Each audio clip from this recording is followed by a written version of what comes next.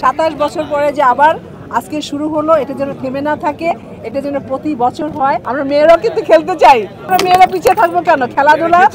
কারণটা হলো 27 বছর পরে আমাদের বাংলা চলচ্চিত্রের ডাইরেক্টর, আপনার প্রডিউসার, শিল্পীরা মিলে আবার শুরু করেছে এই আপনার ফুটবল টুর্নামেন্ট।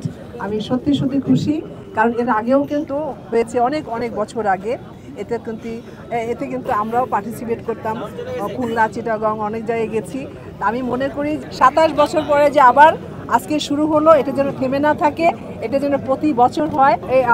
এবার যে উদ্যোগ নিয়েছেন যে আমাদের ডাইরেক্টর অ্যাসোসিয়েশন, আমি বলবো যে সামনের বছরে যেন সবাই মিলে, আমাদের ডাইরেক্টর, প্রডিউসার, শিল্পীরা মিলে যেন বড় আকারের করেন।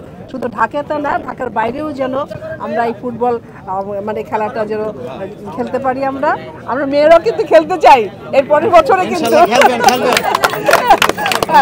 আমরা মেয়েরা পিছিয়ে থাকবো কেন? খেলাধুলা মানে একটা মনের আনন্দ, যারা আর স্বাস্থ্যের জন্য কিন্তু ভালো, তাই নয় কি? তবে আশা রাখি সামনের বছরে আমরা সবাই মিলে একসাথে খেলবো, এটা আর থেমে থাকবে না ইনশাল্লাহ, আমার দৃঢ় বিশ্বাস।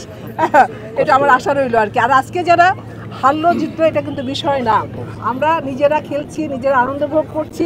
আমরা নিজেরা যেই হারুক, যেই মানে হারুক, এটা কোনো নট বিষয়। এটা মনে করবো যে সবাই যেন মিলেমিশে আমরা কাজ খেলি, এটা আনন্দ উপভোগ করি। Thank you. দেশে দেশে সবার সাথে দ্য নিউজ।